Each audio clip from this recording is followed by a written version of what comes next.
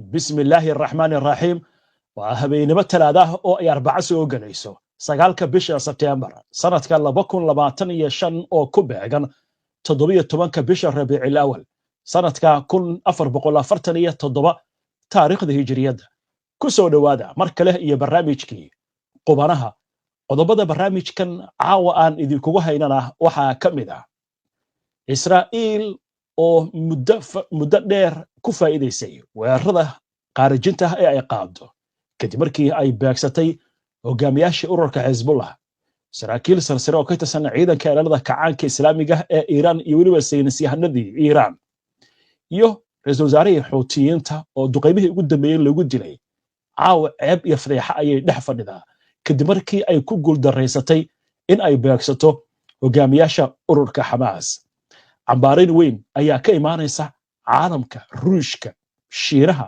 Turkiga wadamada Carabta iyo gobolka oo idil ayaa si weyn Israa'iil u cambaareynaya Hamas waxay ku dhawaaqday in aysan hubka dhigi doonin isla markaasna aysan sidhiibi doonin ayna wadi doonaan halgankooda ilaa iyo inta Israa'iil ay ka xoreynayaan dhulka Falastiiniyiinta abaanduulaha ciidanka Israa'iil oo isna gordhawta hadlay ayaa sheegay in Israa'iil aysan ka hari doonin hogaamiyaasha Hamas oo meel kasta ay ku baagsan karaan hadalkan oo muuqanaya qirasho dadban oo ah inay ku fashilmeen weerarkii lagu qaaday magaalada Dooxa ee caasimadda waddanka Qatar sidoo kale waxa soo baxaya war imika ka soo yeeray dhanka Mareykanka oo Donald Trump uu ku andacoonayo in Qatar uu ku wargeliyay weerarkaasi inuu ku soo fool leeyahay xagga Yurub markaynu eegno Faransiiska iyo Britain ayaa ka mid ah wadamada sida adag u cambaareeyay weerarkan lagu qaaday waddankaasi Qatar waxaynu kula eegi doonaa waxa khubarada arrintan ay ka tiri iyo sidoo kale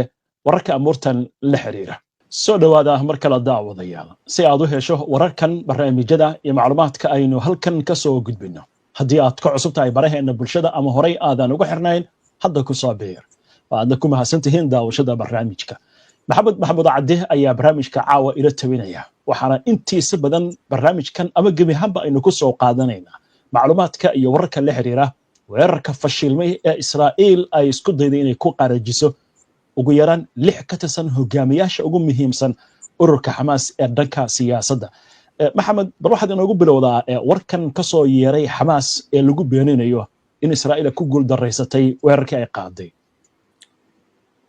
bayaankii ugu horeeyay rasmiga ah ka soo baxa Hamas kadib markii Israa'iil ay weerar ku qaaday magaalada Dooxa oo ay ujeedadeedu ahay in ay la beegsato madaxda Hamas yaa Hamas waxay sheegaysaa in weerarkaasi looga gol lahaa in la burburiyo wada hadallada xabad joojinta iyo maxaabiista lagu kala bedelanayo ururka Hamas ayaa sidoo kale xaqiijiyay in mas'uuliyiintii sarsare ee ururka Hamas ka tirsanaa ay ka badbaadeen khaarijintii siyaasadeed ee Israa'iil soo miligtay iyo halka 6 qof oo ku jiro wiil uu dhalay مسؤول كميدا مدحدا غزة خليل الحية iyo ninkii u ahaa agaasimaha xafiiskiisa iyo nin sarkaal oo ka tirsan Qatar ayaa ku dhintay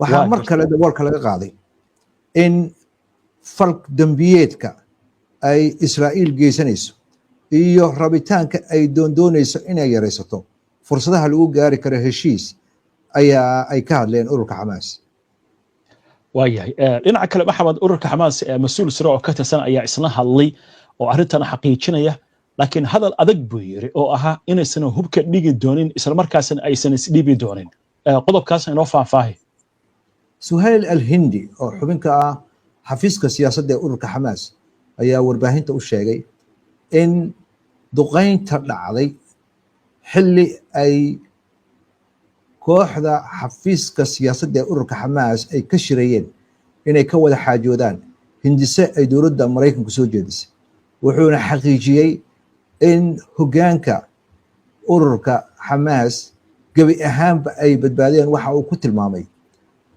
khaarijinta fuliynimada ah ee isku dayday Israa'iil sidoo kale natiijada dhalatay ayaa waxay tahay wiiri in uu ku shahiido Khaliil al-Yahya wiilkiisa iyo oo la yiraahdo Hamam al-Yahya iyo agaasimihii xafiiskiisa Jihad Labad alhindi ayaa sidoo kale waxa uu sheegayaa duqeynta israa'iil ay ku bartilmaameedsatay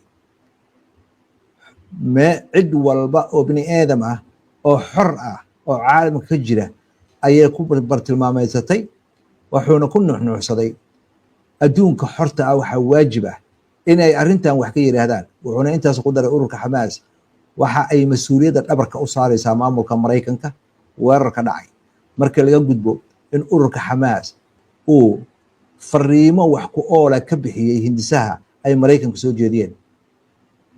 marnaba calan cad ma taagi doono, mana isdhiibi doono buu yidhi alhindi, hubna iskama dhigi doono, waxaanan wadi doonaa buu yidhi iska caabinta aan kula jirno Israa'iil awood intii aan heli karno, ayuu ku soo gabagabeeyey hadalkiisa.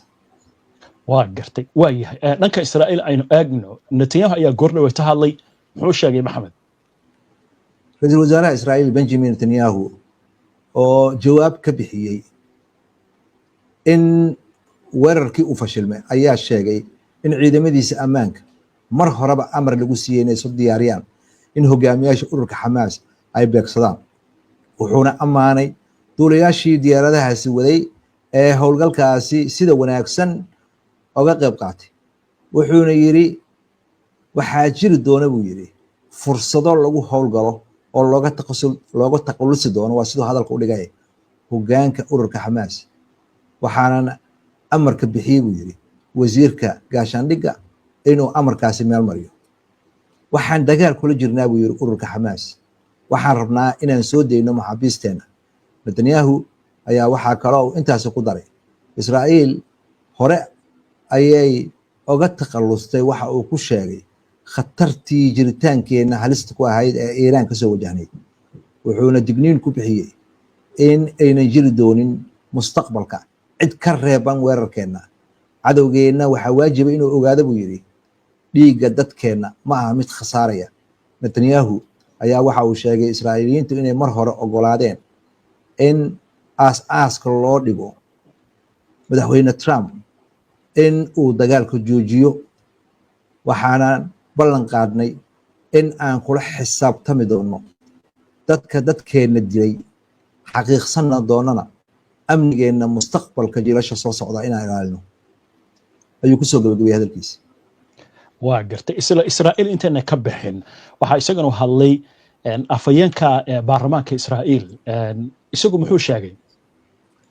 afhayeenka baarlamaanka Israa'iil ayaa markii uu soo baxay filimka la xiriira duqeynta ka dhacday Dooxa ayaa waxa uu ku tilmaamay inay tahay fariin ku socota dhammaan wadamada bariga dhexe oo dhan.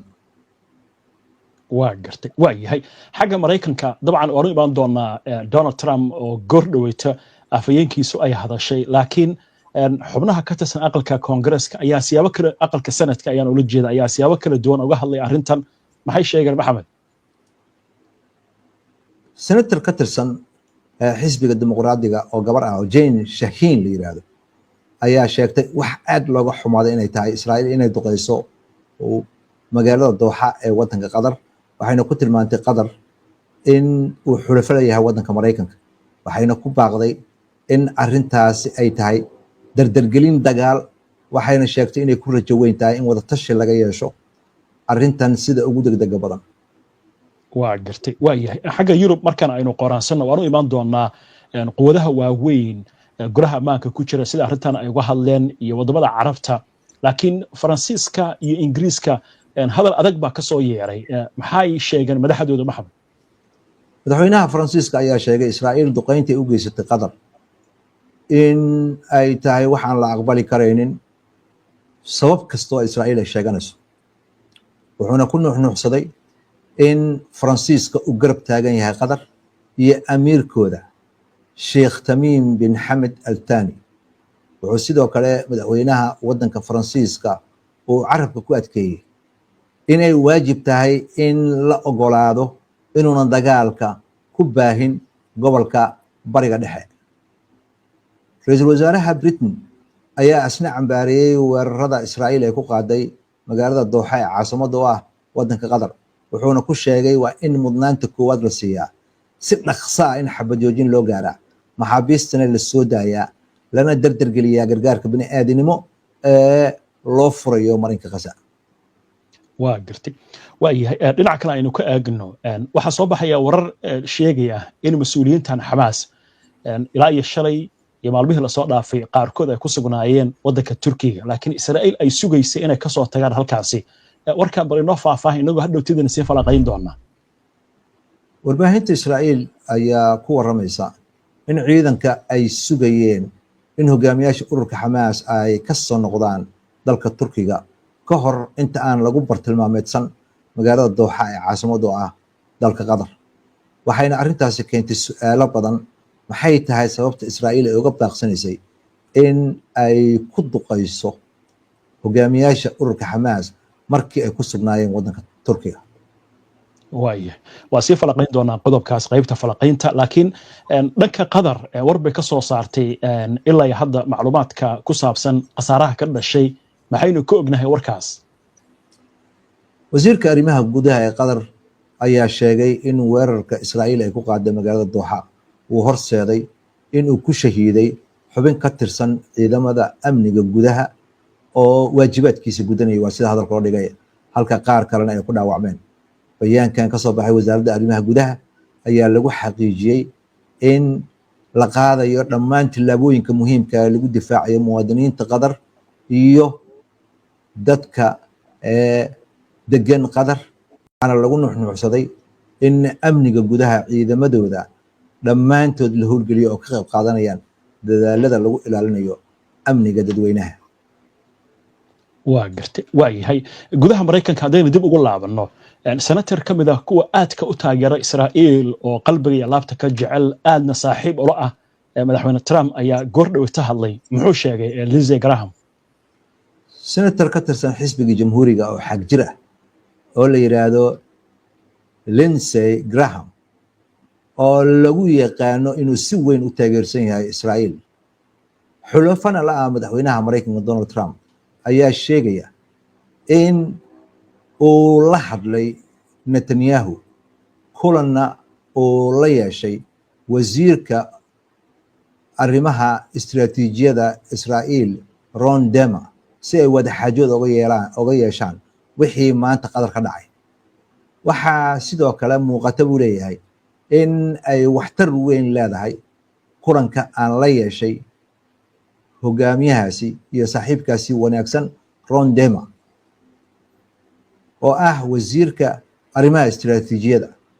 waxa maanta dhacay iyo waxa ka dhacay gobolka bariga dhexe guud ahaan ayuu Graham kala sheekaystay.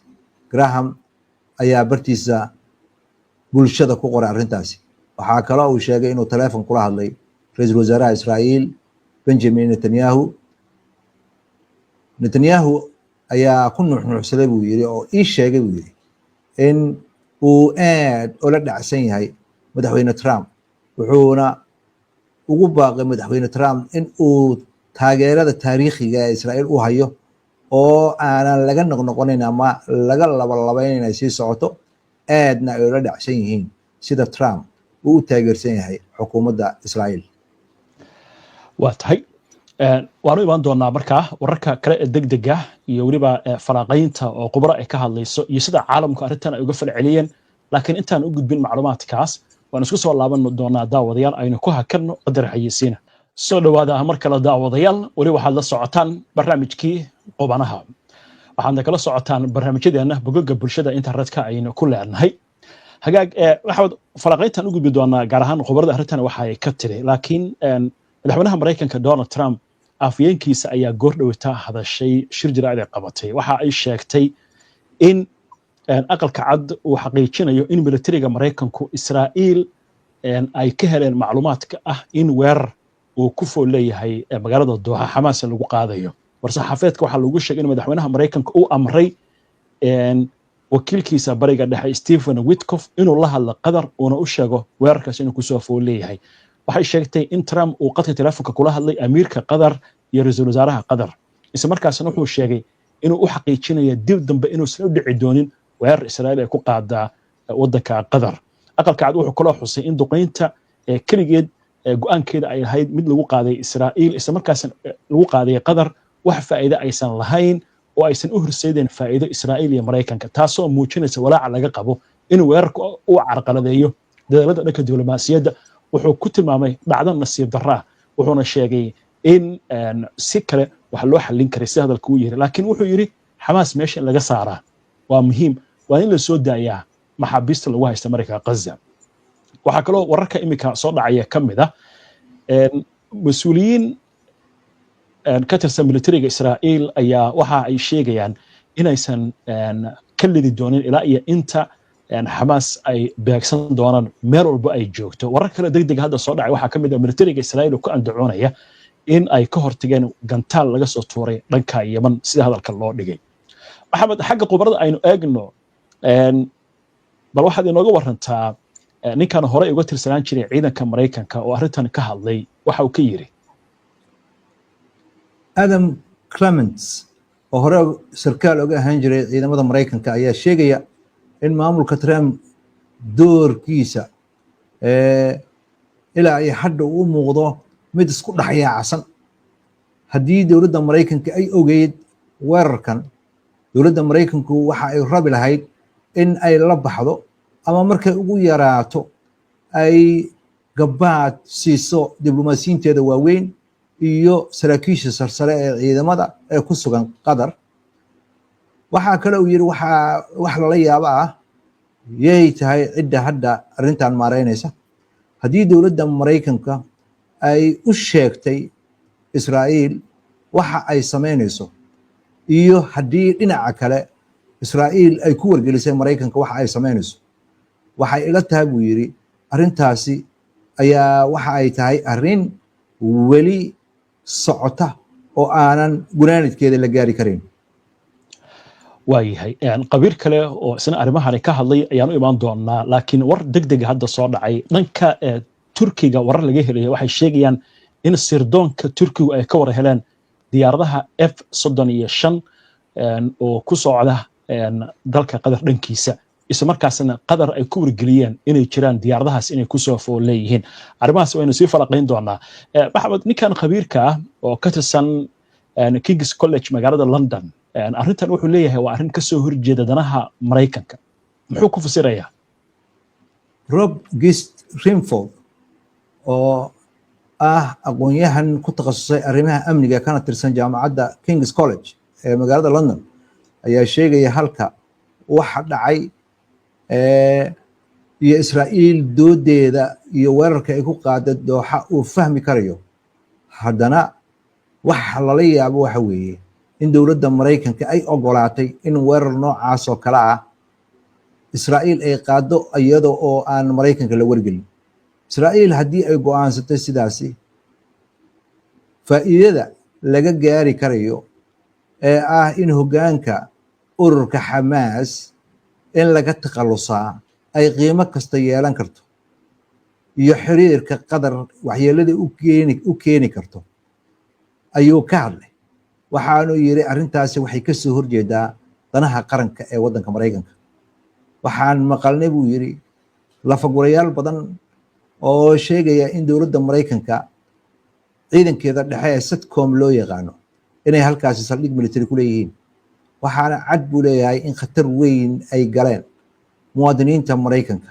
iyo ciidamada Mareykanka ee ku sugan Qatar haddii weerarka saas oo kale oo qeyr mas'uulinimada Israa'iil ay qaaday uu dhaco ama cid kale ay geysato waa tahay waxaan eegi doonaa mar dhow wararka caalamka wadamada caalamka sida arrintan ay uga hadleen laakiin war degdeg ayaa hadda soo dhacay oo runtii aad la yaab u leh waxaa saxaafadda la hadlay afayeenka wasaaradda arrimaha dibadda waddanka Qatar Majid Al-Ansari wuxuu yiri wararka sheegaya in Mareykanka uu ku soo wargeliyay Qatar weerarka Israa'iil waxba kama jiraan buu yiri ma jirto yiri wax aan ka ogeyn weerarkaasi inuu soo socdo iyo in kale warkan waa war degdeg hadda soo dhacay laakiin Qatar waxay sheegaysaa inaysan waxba ka jirin wararka sheegaya in lagu soo wargeliyo weerar inuu ku soo fool leeyahay وهاجاك محمد بروح نوجد مرتاح wadamada caalamka adoo noo soo koobaya sida arrintan ay uga hadleen wadamo badan baa hadlay oo kuwa quudaha waaweynka ay ku jiraan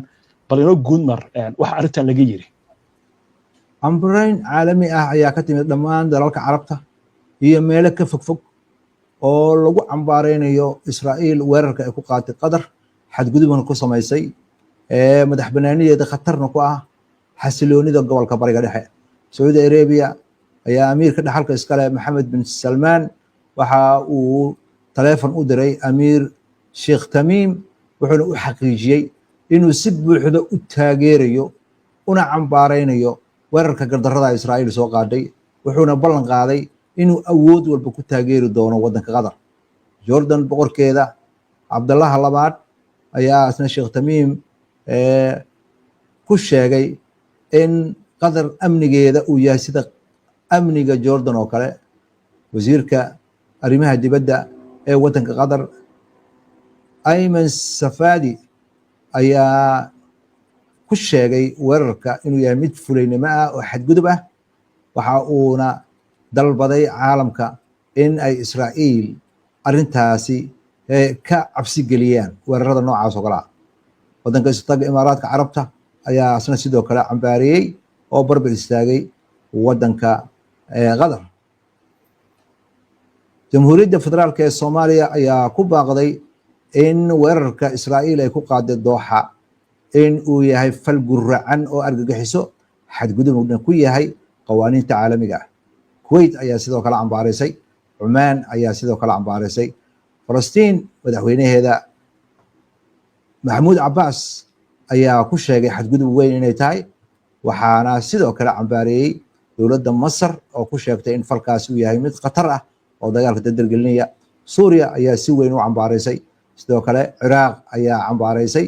Lubnaan madaxweynaheeda ayaa cambaariyey. Ururka Xisbullah ayaa isna dhankiisa cambaariyey weerarka lagu bartilmaameedsaday hogaamiyaasha Xamaas inuu yahay xadgudub lagu sameynayo madax bannaanida waddan aan walaalanahay oo waddanka aan walaalahanahay ee Qatar. Algeria ayaa sidoo kale cambaari weyn jeedisay. Waxaa sidoo kale cambaareyn jeedisay waddanka Morocco iyo Suudaan. Yemen iyo xukuumadda Xuutiyiinta ayaa sidoo kale cambaariyey weerarka xadgudub ku ah madax bannaanida waddanka Qatar, waxaana uu khatar ku yahay baa la yidhi carabta iyo adduunka islaamka.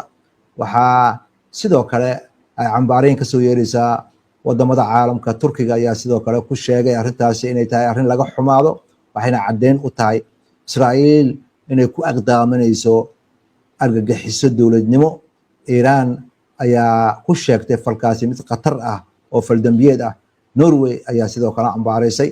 Shiinaha ayaa digniin weyn jeediyey oo wuxuu yiri falka Israa'iil geedisay waxa uu muujinayaa inay qawaaniinta caalamiga ilaalinayn. Pakistan ayaa sidoo kale ku sheegtay weerarkaasi mid aan cudurdaar loo heli karaynin, xadgudub weyn oo gardarro ana ku ah, khatarna ku ah nabadda gobolka. Waxaa sidoo kale hadda soo baxaya in waddanka Qatar uu si rasmi ah u gudbiyey cambaareyn iyo dacwo golaha amniga ee qaramada midoobay.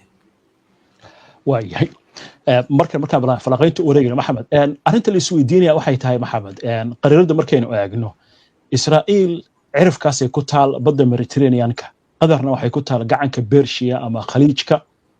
wadamo badan baa u dhaxeeya. dad badan waxay leeyihiin waxay soo mareen diyaaradahan si hadalka loo dhigay hawada Syria, Ciraaq, kadibna badday ka soo gudbeen dhanka Kuwait. laakiin sidee u suurtageli kartaaba in Israa'iil weerar caynkaasi ay fuliso? xageeba isticmaashay waa la oranayaa marka laga hadlayo airspace-ka ama hawada wadamadan gobolka oo bacdama Qatar ay tahay meel yar oo haddana ku taal meel xasaasi ah oo ay ku yaalaan weliba saldhigyo military oo waaweyn oo uu ku yaalo Al-Udeyd, saldhigga military ugu weyn Mareykanka bariga dhexe. su-aashaas waa su-aal aad u fiican, waa su-aal xasaasi ah. waxa weeye lacag kasta hayso, maal kasta hayso, galgal kasta lahaw, marka ay timaado amniga Israa'iil laga gadi maayo waxyaabaha iyo raadarada lagu ogaan karo diyaaradaha F-35. waxaana muuqata diyaaradani inay dul martay wadamo carbeed markay xadgudub ku sameynaysay. Turkiga warka ay soo saareen ayaa cadaynaysa inay arkeen diyaarado ku sii jeeda Qatar oo ay ku wargeliyeen.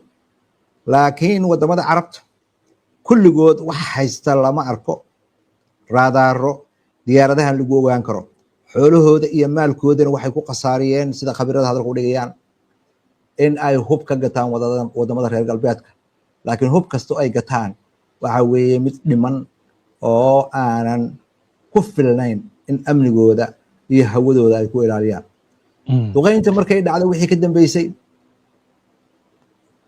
dooxa oo ka mid ah eeraboorada ugu mashquulsan caalamka eeraboorkeeda weyn ayaa hawadeeda dhan cidlo ayay ahayd muddo saacada ballanqaadka uu maraykanka bixinayo oo ah arrintan marnaba ma dhacayso ayaa waxa ay ku tusaysaa in wadamada carabta xoolo kasta ay haystaan iyo maal kasta ay ku fadhiyaan iyo in saliidii adduunka dhulkooda ku xariisan yahay inaynan wax saameyna iyo wax galgala lahayn marka ay timaado difaacidda hawadooda waay arrin kaloo muhiim ah isweydiino hadda warkeena ku jirtay Carol Levitt oo ah afayeenka aqalka cad ee waddanka Mareykanka shir jiraad bay akhrisay intaynu barnaamijka soo gelin daqiiqada ka hor waxaana ay sheegtay in madaxweynaha Mareykanka Donald Trump uu qadka telefoonka kula hadlay amiirka Qatar iyo ra'iisul wasaaraha Qatar laakiin Qatar waxay leedahay anaga cidna nooma soo sheegin arrintan meesha Trump uu leeyahay Stephen Witkoff baan u faray inuu arrintaasi kala hadlo Qatar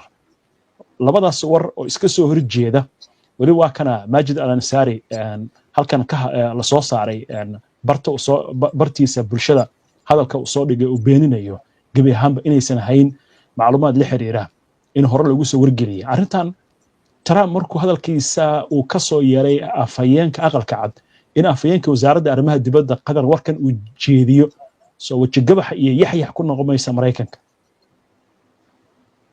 dawladaha HBN waa inay ogaadaan in macluumaad been la sheego idaacadaha la marin habaabiyo adduunka la marin habaabiyo lagama xishoonayo laakiin xilligii hadda wararka laga qaadan jiray dhinacyada kale waa laga gudbay warka cidii ehel u ah ayaa ka hadlaysa mas'uulka hadlaya ee leh Mareykanka war noloma sheegin weerarkan la xiriira waa mas'uul qadari ah weeye cid ka dambaysa oo la weydiinayo ma jirto Mareykanka warka uu sheegayo waa war wax ka soo noqdeen tan kale anagu waan sheegnay Mareykanka in uu arrintani ku wargeliyay wadanka Qatar laakiin warkii waa laga daba yimid baraha bulshada iyo nidaamka warbaahinta caalamka hadda sida uu shaqeynayso warka la sheego cidda ehelka oo ah ayaa warka ugu dambeeya laga qaataa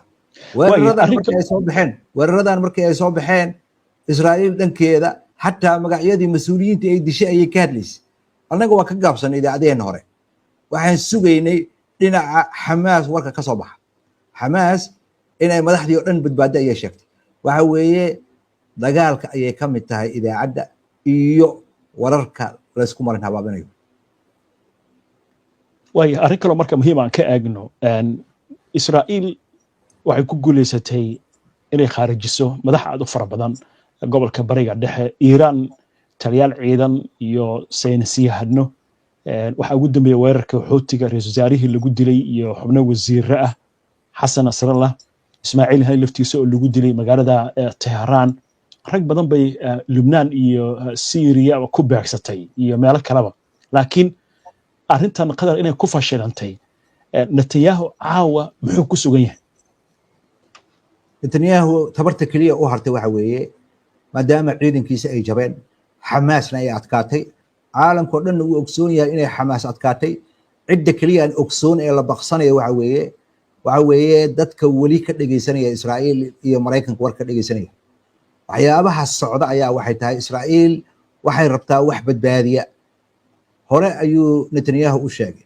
haddii aan dagaalkan joojino aan meeshan ka baxno oo Xamaas oo xoog leh ay harto mustaqbalka Israa'iil way dhamaatay waa dhab weeye Xamaas wali meydaankii dagaalka ayay taagan yihiin afyeenkii ugu dambeeyay Xamaas ee dagaalka hadlay waxa uu yiri oo ahaa ninkii ay ku sheegeen inay khaarijiyeen Abu Ubayda ayaa si buuxda u sheegay waxa uu yiri markii ay meydaankii wax guul ka keeni waayeen ayaa caalamku waxay u sheegayaan aniga inay dileen waxa socota marka sida Israa'iil ay dhowr goor ugu guuleysatay inay weerar gaadma qaado hadda waxaad moodaa in cashar la bartay. waxaa laga yaabaa sida khabirada qaar ay hadalka u dhigayaan ururka xamaas marka ay gelayeen shirka in meesha ay shirka ku gelayeen ay isla markiiba bedesheen, sababtoo ah way ogaayeen Israa'iil hanjabaadeedan muddada dheer ay ku celcelinaysay inay gacanteeda dheer tahay meel walbana gaari doonto. meeshii way tageen, laakiin meelaha la duqeeyey meelaan ahayn ayay ku shirayeen. tan kale oo ayadana is soo taraysaa waxay tahay amniga waddanka Qatar iyo wadamada Carbeed ayaa waxaa muuqata inayna damaanad qaadi karin inay waddankooda ku nabadgelayso. Qatar oo dhexdhexaadi ahay oo muddo dheer ka shaqaynaysay arrintan dhexdhexaadinta in xadgudub waddankeeda lagu sameeyo, fadeexadaasna ay ka dhacdo, ayaa waxay tahay waxaan la qaadan karayn. tan kale darsi ayaa ugu sugan Qatar laftirkeeda iyo wadamada kale Carabta ee xiriir kala leh Israa'iil. waxa weeye Israa'iil wax ay xiriirisa lama arko. culummada islaamka taariikhda islaamku way ka buuxdaa, heshiis kasta ay gasho ayay ka baxdaa. nabi maxamed calayhi salaatu wasalaam markii madiine ee heshiiska israa'iiliyiintu la galeen waad ogeyd inay ka baxeen oo taariikhda iyo siirada ku taallaa. ninkii maanta nool ee heshiis la gelaya Israa'iil ee qarniga 21aad cashar ku filan ayuu haystaa. laakiin sidaas oo ay tahay ayaa dadka qaarkiis indhahooda caadsaaran yihiin. waayahay arrinta soo hadal qaaday aan dul istaagino oo ah saldhigyada military Mareykanka ku leeyahay gobolka. dagaalkii Kuwait wixii ka dambeeyay Saddam Hussein uu ku qaadayay waxaa la ogyahay in hogaamiyaasha intooda badan khaliijka ay isku arkaan Mareykanka inuu u yahay garab iyo gaashaan. hadda warbaahinta Israa'iil waxay sheegaysaa 15 diyaaradood inay ka qayb qaateen weerarka. Mareykanka al-Udeyd buu degan yahay oo saldhigga ugu weyn Mareykanka uu ku leeyahay gobolka bariga dhexe Qatar buu ku yaalaa. maxay u taraysaa marka wadamada Carabta oo looga qaataa dhaqaalaha lagu ilaaliyo haddii aan la badbaadin karin? tan kaleeto hubkan la isticmaalay waa hubkii Mareykanka. muwaadin Qatar ku dhintay, Xamaas waxay leedahay 5 qof baa ku dhimatay meesha, laakiin Qatar ilaa hadda waxay xaqiijisay hal nin oo kamid ah ciidamada ammaanka inuu halkaas ku geeriyooday. marka saldhigyada Mareykanka meesha ku yaal lacag badan baa looga qaataa.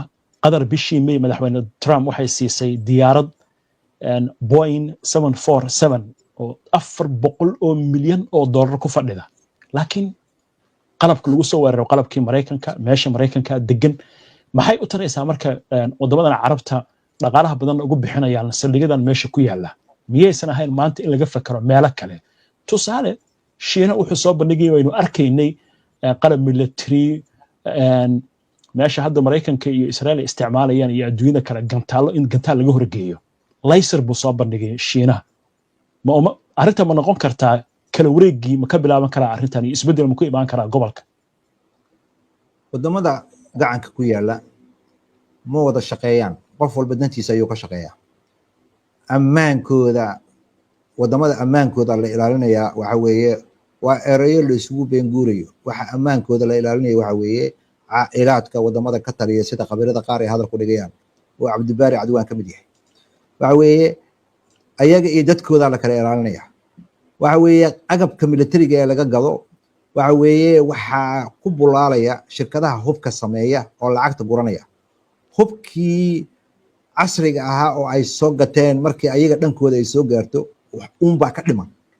sidee ku dhacday Qatar oo waddan aad u yar ah, shacabkiisa uu ka yaryahay 500,000, leh lacagta ugu badan, gaaska ugu badan adduunka soo saara, in uu awood u waayay in jasiiradaas yarta ah dhulka u eg in uu ilaaliyo hawadeeda? waddanka ka weyna dariska leh ee Sacuudi Arabia oo Jordan iyo Ciraaq iyo Masar xuduud kala leh, dhinacna Yemen iyo Imaaraadka kala leh, sidee ku dhacday in raadaradooda ay u arki waayeen waxaas? waxa weeye wax badan ayaa jira. waxa weeye adduunkii waa kala guurayaa. waxa weeye saaxiibo cusub ayaa samaysmaya. dhoolotuskii military ee uu Shiinuhu sameeyey aad xustay sida reer galbeedka ay uga naxeen ma malayn karaysid. laserka aad arkaysid in la hubeeyo muddo dheer ayaa reer galbeedku isku dayayeen. waxa weeye sida ay shiinuhu sida sahlan ay ku samaysteen way ku dhib badan tahay, sababtoo ah warshadihii oo dhan ayaa ka guuray 30 sano lasoo dhaafay wadamada reer galbeedka, oo waxay u guureen wadamada Asia. dadkii xirfadda lahaa oo xataa maraakiibta dhisi jira ayaa la waayay. waxaad moodaa marka falsafadii dagaalka iyo caqligii dagaalka ee qarnigii 20aad iyo qarnigii 19aad waa laga gudbay. dagaalka Ukraine waad aragtaa inay Ukraine isku dhalaalayso. wadamada reer galbeedka agabkii ay geeyeen wax waa tari waayeen. diyaaradaha aan duuliyaha lahayn ee hadda caalamka haysta dadka ugu horeeya waxaa ku jirta Iran, oo ku saaciiday wadan Ruushya oo hub nuclear leh oo kamid ah wadamada adduunka ugu awooda weyn. shahiid 136 wacdaraha oo dagaalka ka dhiga aragtay. waxa weeye adduunka isbedel baa ku socda.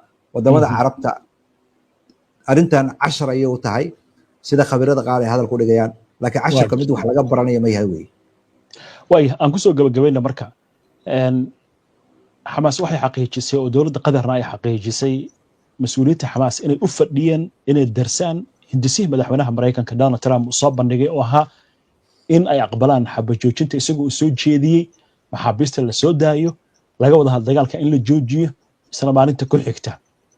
Israa'iil inay weerarto fariinsidihii lala xaajoonayay macnaheedu waxay ka dhigantay albaabka inuu xirmay. sidaas arintan dhanka Mareykanka iyo Israa'iil haddii daacad ay ka tahay Trump inuu dagaalkan joojiyo arintan ay uga dhex abuuraysaa labadaas qodob adoo isku fiirinaya Maxamed.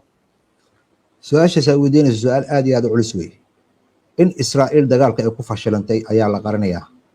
waxaa loo raadinayaa Israa'iil wejiga in fool xumada looga dhaqo.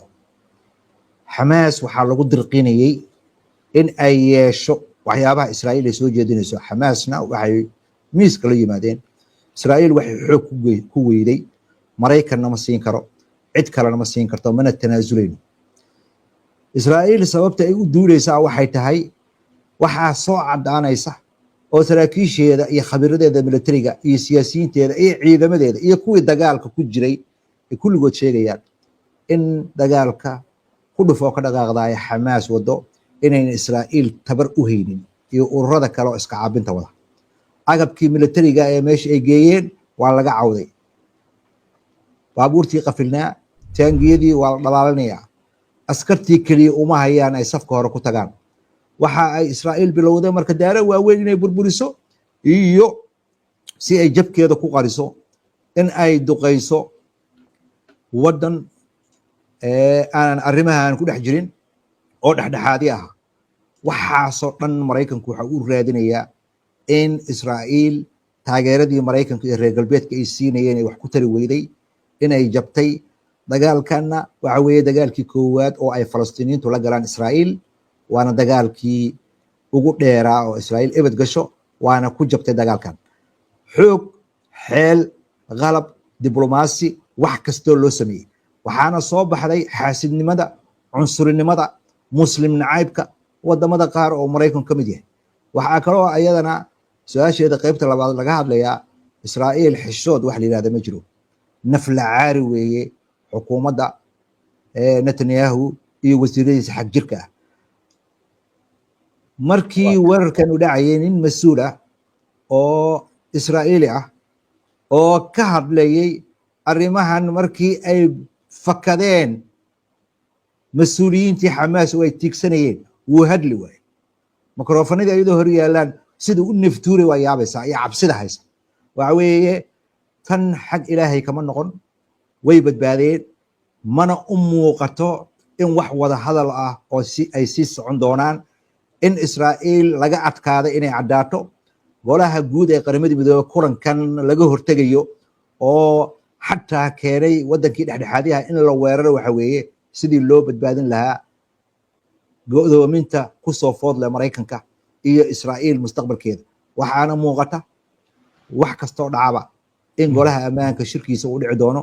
mas'uuliyiinta Hamasna inay xeeshooda bedelayaan, waxayna u badan tahay inay arrimaha amnigooda ay ka fakaraan, sababtoo ah wadankan Qatar sida muuqata ma difaaci karayo mas'uuliyiintan dhibaatada xoogga leh iyo dagaalka xoogga leh dadkooda lagu hayo haddii xataa ay dhiman lahaayeen ayaa khabiirada qaar waxay leeyihin xataa haddii ay dhiman lahaayeen dadkan dibadda jooga waa dadkii lala xaajoon jiray waa xafiiska siyaasadda weeye weli waxaa jooga nimankii Israa'iil ka adkaada ee dhulka jooga waxaan kusoo gabagabaynaynaa warbaahinta Israa'iil ayaa waxay tabinaysaa gaar ahaan hay-adda rasmiga ah warbaahinta Israa'iil in ergada wada xaajoodka Israa'iil taliyaha sirdoonka Mossad iyo abaanduulaha ciidankuba ay ka hor yimaadeen weerarka lagu qaaday Qatar oo ay ka digeen oo yiraahdeen weli waxaa furan albaabkii wada xaajoodka yaan la xirin oo ay ka digeen weerarka intuusan dhicin sida Israa'iil hadalka ay u dhigaysay warbaahinteeda waa hagaag